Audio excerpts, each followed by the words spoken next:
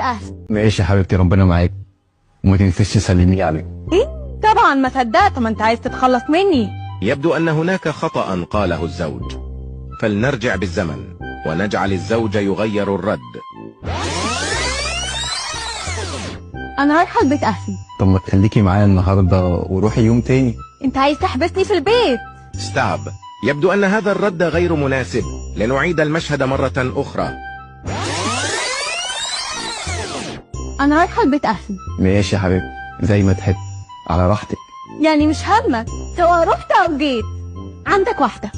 ستوب. لو سمحتوا نعيد من أول. أنا رايحة البيت أهلي. طب ايه رأيك؟ تحب اجي معاكي؟ يعني أنا رايحة عند أهلي عشان أشوفك هناك؟ يعني حرام أخد راحتي شوية؟